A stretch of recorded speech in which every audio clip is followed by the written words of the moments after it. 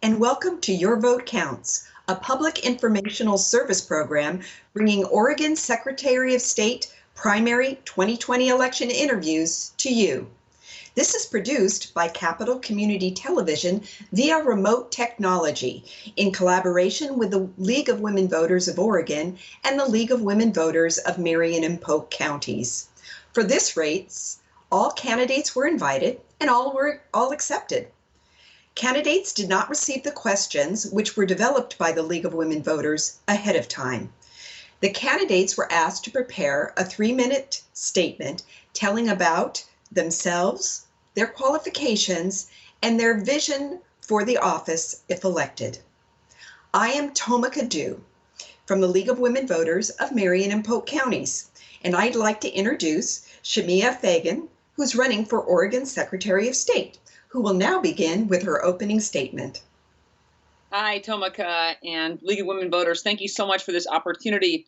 I grew up in Dufur in the Dalles. My dad was a single parent raising my 2 brothers and me in rural Oregon, little towns, and we struggled to make ends meet. But my mom wasn't around much. She battled meth and heroin addiction and lived on and off the streets of Portland.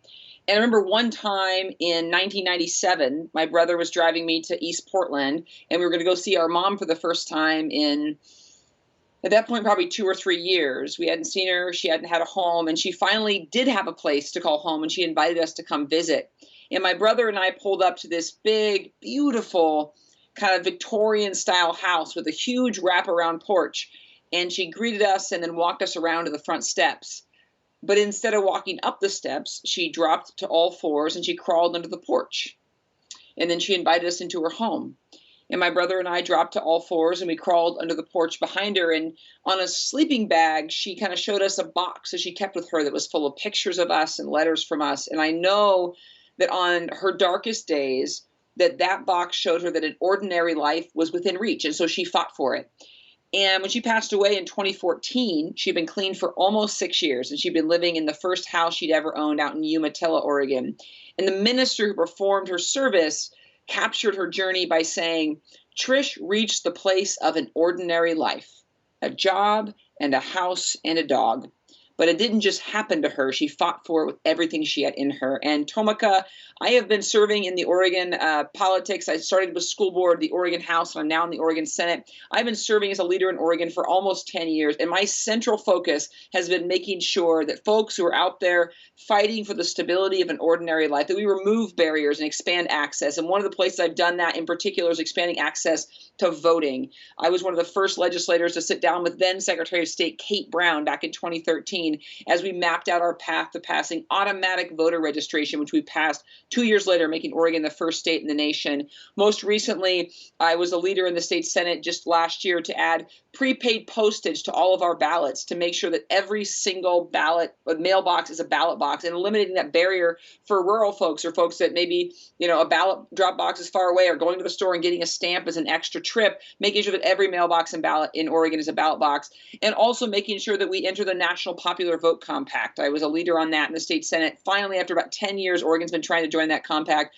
The bill would never get actually even a vote in the Oregon State Senate. In my first term, I made sure that we took that bill to the floor and passed it so that Oregon joins the National Popular Vote Compact. And if we ever reach in that compact 270 electoral votes, then as a country, we'll make sure that we give the election to the person who wins the most votes, which seems like a crazy concept. Not that crazy, but in my lifetime, 2 of the 3 presidents that have become president since I've been voting age have been elected without receiving the popular vote. So it's a very big deal, I think, particularly for younger Oregonians and for rural Oregonians. My brothers are Republicans out in rural Oregon, and I tell them that their vote should matter as much as a Republican in Oregon than anybody in Ohio or Pennsylvania or Florida or Michigan, because one person, one vote is really the foundational principle of our country. So thrilled to be here and running for the Democratic nomination for Secretary of State. Thank you for that background information. Now let's give you an opportunity to address some questions and topics of concern to Oregonians. And let's start with the position that you're seeking election to, the Secretary of State. Of the many responsibilities held by the Secretary of State, which do you consider the most difficult? Ooh, the most difficult. Well, I see the chief elections officer as the most difficult and the most important. Oregon's Secretary of State is different than many states. I believe we're the only state that also has an auditor. And the Secretary of State's also an auditor. Many states have a separate person who does the auditing. Many states have a separate person who sits on the state land board. In Oregon, we get auditor, chief elections officer, state land boards, public records, and corporations divisions all in one person.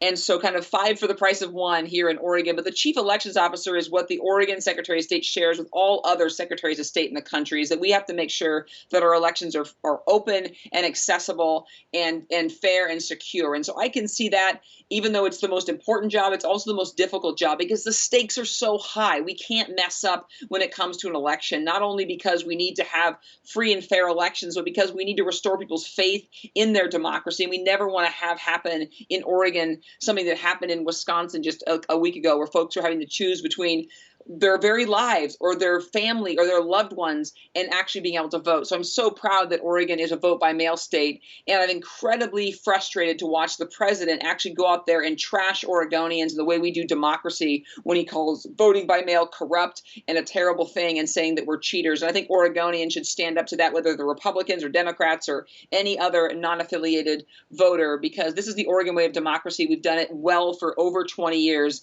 and the rest of the nation should follow our suit. In a brief follow-up, which of those responsibilities do you think Oregonians know the least about? Well, probably the State Lands Board, just because it's, the Secretary of State is one of 3 people in the State Lands Board, and there aren't a lot of headline-catching activities other than a couple of years ago when there was the question over selling the Elliott State Forest, which I, of course, oppose selling that to private logging interests.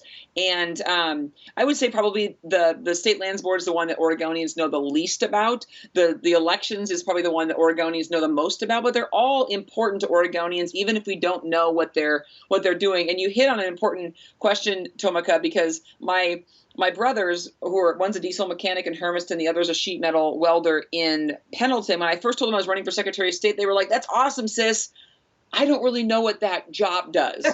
So that's an honest thing. And Oregonians should never feel embarrassed if they don't know what our leaders do. That's on us. That's our job to make what we do accessible. It's not an Oregonian's job, in addition to caring for families and putting food on the table and saving for retirement and doing their jobs and owning, starting businesses, to then also go in and research on websites what each of us do. We need to bring that to Oregonians. And so we started a podcast for this campaign. And the very first episode is entitled, quote, "I'm embarrassed to ask, but what does the Secretary of State do?" And it's literally a conversation with me and my 2 older brothers, one of whom, when I said, "All right, what do you think the Secretary of State does?" He said, "I don't know, like the state secretary, like getting coffee and stuff." And he was obviously being facetious somewhat, but he was also showing that he didn't even know how to guess what the Secretary of State does. And so I think it's important for us to not only educate voters, but to do it in a way that's accessible and interesting and captures people's attention. And we've been trying to do that on this campaign. Well, let's turn to a question about the land board. What criteria would you use to determine use of the Elliott State Forest as a research forest? And what impact do you think that this will have on the Common School Fund? Right. The biggest criteria is we can't allow OSU to use the Elliott for a research forest for purposes that we would otherwise have opposed for any other private industry, right? And so I think that's very important in looking at the Elliott State Forest as a research facility to not only have the Department of Forestry overseeing that, but also not only to have environmental voices at the table, but equal to the kind of the forestry that's looking over that in terms of the criteria. That's the most important thing to me. I'm proud in this race. That was the #1 issue, as you could imagine, for the Oregon League of Conservation voters when they interviewed all 3 candidates in this race. And I'm very proud to have earned their endorsement because of my environmental track record as a state senator and a state representative. And again, what impact do you think this will have on the Common School Fund? Well, so the Common School Fund, the problem with the Elliott and the Common School Fund is that the Common School Fund is supposed to be managed as a constitutional responsibility to be managed for the benefit of Oregon schools. And the Elliott was actually costing money, which obviously, butts up against the constitutional responsibility. So I do support decoupling the Elliott Forest from the Common School Fund, so because of a constitutional responsibility. But a lot of folks in the general election, I've heard a lot of quite frankly, Republican candidates when they were running saying, oh, just logging at the Elliott Forest will solve our budget gap because we're about, $2.5 to $3 billion a biennium underneath the quality education model for our common school, or for our quality education model for education.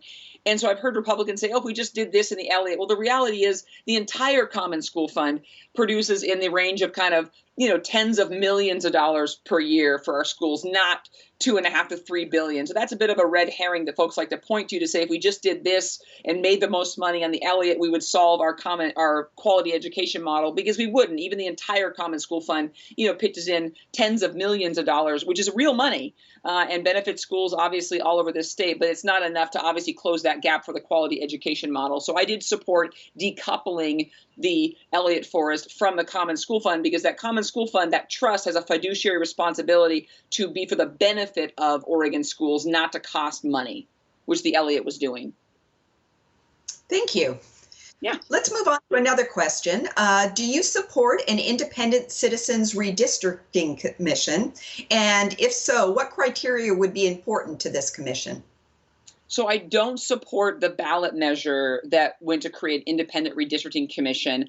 I think the concerns that I have heard from League of Women Voters and Common Cause that I share about the way the legislature did redistricting in 2011, for example, is not a single incumbent was drawn out of their own district. Every single incumbent was still sitting in their district.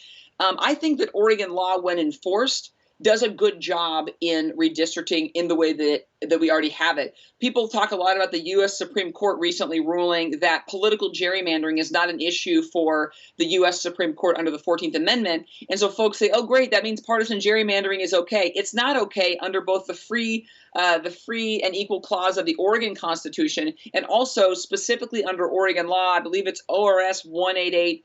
010, and then the subsection 2 says no district can be drawn to benefit any political party, any incumbent, or any individual person. And any map that is drawn, whether drawn by the legislature or the Secretary of State, any citizen of Oregon, any eligible to vote in Oregon can challenge any map under those standards to say, is this drawn to benefit a political party? Is this drawn to benefit an incumbent or any other person? If so, that can be challenged. That goes immediately to the Oregon Supreme Court, which can then go back and make changes. So I think our current system in Oregon is working well. I think that independent redistricting commissions are looking at big problems like they have in Wisconsin, for example, where the Republicans hold 2/3 of the legislative seats, and yet they've won less than 50% of the vote in recent elections. So I do believe that the proposal as put forward in this referral is a solution in search of a problem. I don't think we have that problem here in Oregon. If we ever do,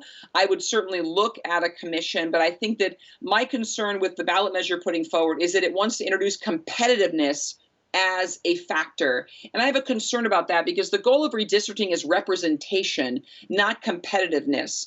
And when we go back to, people will often say, oh, I miss the days of old where we had competitive races. Well, the days of old were also when we had a primarily older, whiter male legislature.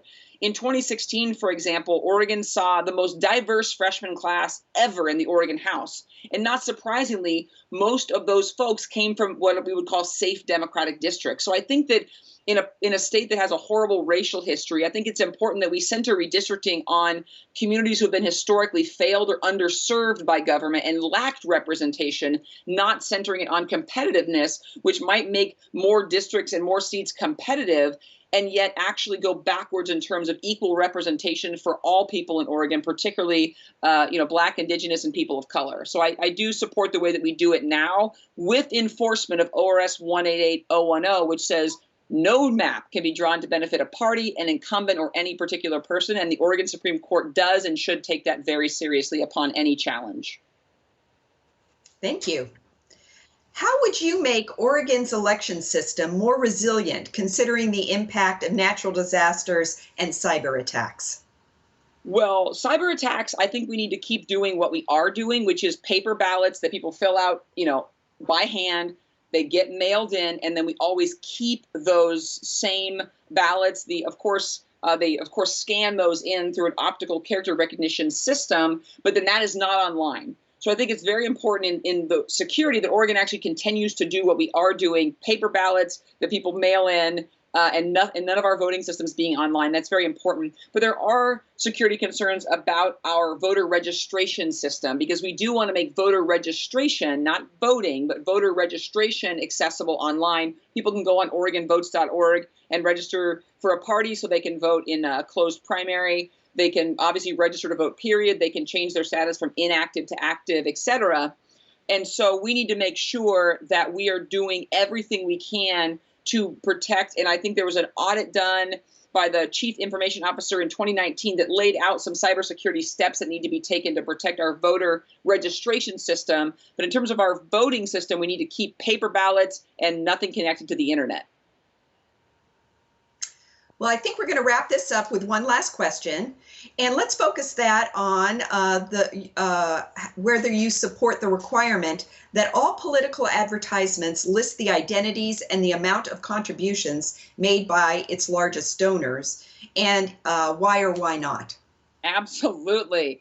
In fact, I was the sponsor in 2019 of House Bill 2983, which helped expose dark money in our elections. We have a lot of quote unquote nonprofits out there saying they're just educating voters and therefore not following our political, our disclosure laws on campaign finance. And so I think we need to do that.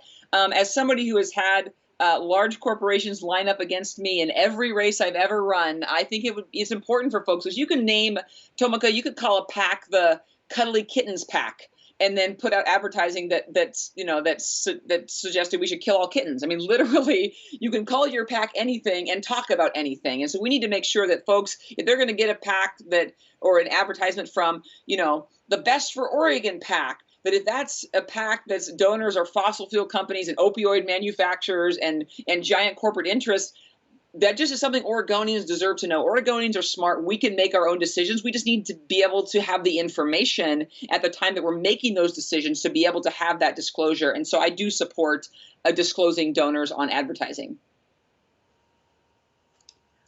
Well, thank you, Shemia Fagan, for our interview today and sharing your thoughts. Been a pleasure to be here. Thank you so much. My website is shemiafororegon.com, and I'm asking for all Democrats to vote in the May 19th primary here in Oregon. Thank you. And thanks to Capital Community Television Media for their extensive technology and program skills used to create this presentation. Thank you to the League of Women Voters of Oregon and Marion Polk counties for question development and interviewers.